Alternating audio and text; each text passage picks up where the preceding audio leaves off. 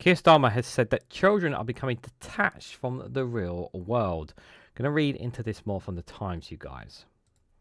So it says at number 10, it says the new funding for youth clubs would enable young people isolated at home behind screens to reconnect with the world around them.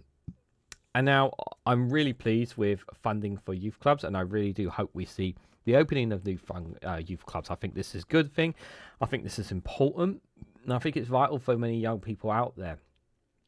We still have a cost of living crisis, which the mainstream media and not enough people talk about. People still trying to survive, making it from day to day living and trying to make ends meet, as they say, surviving on food banks and whatnot just to get by. We also have a lot of a young generation that, while yes, many of them are turning to social media and the internet because they don't have anything else, many of them just simply end up turning to crime and gangs because quite simply they have nothing else in their lives. They have nowhere else to go. Some people are in that situation because they don't have what is youth clubs, and a lot of them were closed during the Conservative rules, the term of austerity, when the Conservatives were shutting so many things down. We were losing a lot of youth clubs, so a lot of young people were cut off. People didn't have those places to go to, and they turned to violence, they turned to crime, or they turned to their mobile devices if they have them, which a lot of people now are still doing more than ever before. And we need to help break that cycle.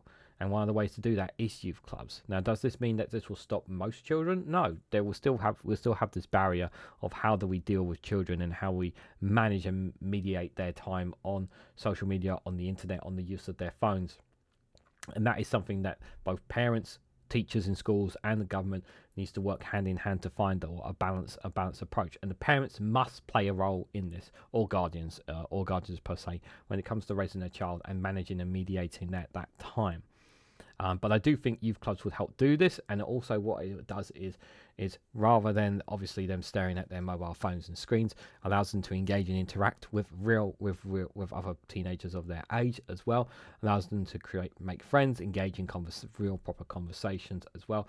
All good stuff here, I would say, in that.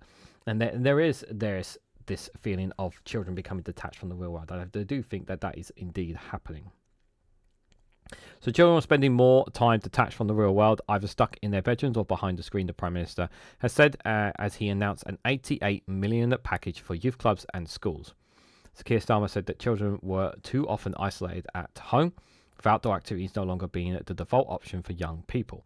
And one of the other arguments as well when it comes for outdoor activities as well is that some people just cannot afford to buy a home for their family. Some people are renting with their 1 or 2 kids and whatnot because they cannot afford the home, and some people who are able and fortunate enough to buy a home cannot afford a garden because having a garden on top of your houses can be quite expensive as well. So there is that factor in as well. Starmer says that the worrying trend meant the children find themselves isolated at home and disconnected from the communities. Instead, funding aimed at building new climbing walls and launching music lessons will give life skills that no algorithm can teach. Now, there are obviously still lots of fantastic communities out there that do lots of fantastic work in places, but there are rural areas and parts of England where this is not happening. There are still those still happening, and there's obviously bipartisan work on different political parties working in terms of council, local levels to ensure that there are still community activities and things going on in town centres and whatnot. I'm not saying that it's never happening because it's wrong, and I've seen it with my own eyes in some places here. But there are places and different parts of the UK or England in particular where there's none of that, and we need to help drive kids towards more of that. The move is part of a wider effort to reconnect young people with the world around them, number 10 has said. The Uniformed Youth Fund, which supports groups such as Scouts and Guides, will receive $7.5 million to help offer more places in local communities, while $30.5 million will go to improving youth club infrastructure in areas where the highest level of child poverty. Now, I just want to make this clear in terms of child poverty. Not removing the two-child benefit cap is always going to keep children down and always put people in child poverty.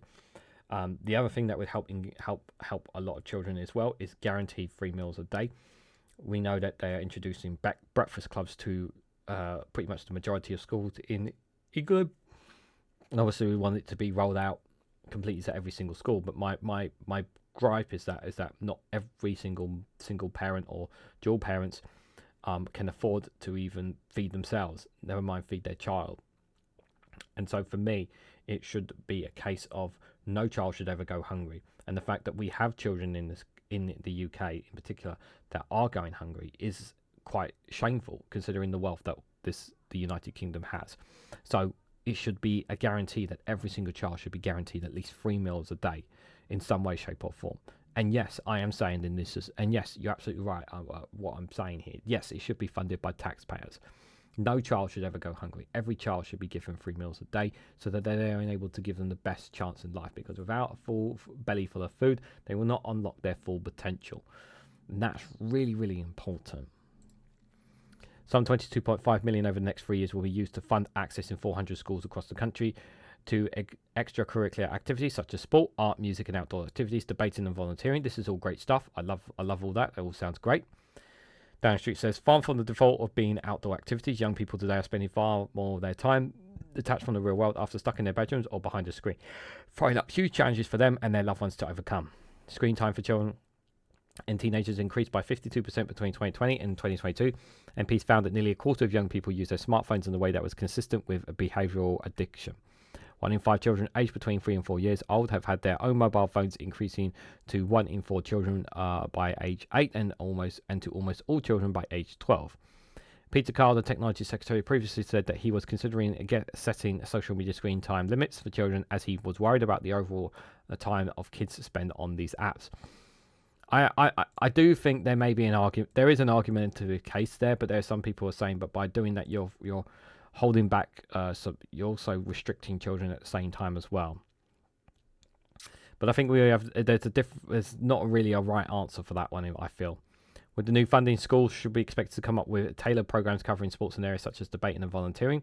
New gym equipment and climbing walls could be built in youth clubs. There's also funding for youth workers. Lee Sandy, the Culture Secretary, said, "We know that strong local youth services are the bedrock of thriving communities that give our young people and safe spaces to learn, grow and reach their potential. Today's announcement is just the beginning as we develop our national youth strategy ahead of its launch this autumn. We are already developing our plan for change by putting young people at the heart of our mission-led government, ensuring that they have the support and opportunities that they deserve so that no one is left behind." I mean, it all sounds good on paper, yeah, because we've had this all before about, good policies and good things that Labour are coming, but whether it actually gets put into practicality, obviously time will tell. And this is the problem. A lot of things are time will tell. And I know a lot of people, and I understand the anger and frustration with this Labour government because we want to see action. But the problem is that everything takes time. And yes, they've had a year in charge. And I generally mean this, I don't care who's in government when it comes to looking after children, giving the children the best in life. That should be irrelevant. What making sure is that all governments are making sure they're doing the absolute best everything, giving everything that they can to our children to give them all the best opportunities. And we're not talking about the kids who have money in their pockets. We're talking about the ones who have literally no money in their pockets, that have breadcrumbs from their parent or single parents or dual parents because of the circumstances that they're in, whether it's by them or by governments or factors that have been out of their control, all sorts of reasons. We need to ensure that every single child is given everything that they need, and not just given a mobile phone or a laptop or an iPad, and their life is stuck around that. It's a very, very bad thing for parents to just literally give them an iPhone or iPad, and they're literally sitting on that 24/7. It's not good for them. It's not good for their health, and it's not good, in terms of building that relationship between the parents and the children. In my opinion, I do think there's nothing wrong with giving children that at a certain age, but I think if they're on it 24/7, then that's a big problem. But what do you guys honestly think? Do you believe that children are becoming detached from the real world? Is there a certain level of truth to that? Let me know your thoughts and more all about all this down in the comments below. If you found this video interesting and informative, hit that like button. Greatly appreciate it. Share this across social media. Subscribe if you haven't already. Check out Rumble and Patreon for exclusive content as well. If you want to financially support me in the work that I do here, you can do so by becoming a YouTube member. Just click the join button down below to become a YouTube member to get you access to custom emojis, members community post and early access to content as well. So thank you all so much for watching, and I hope to catch you all very, very soon.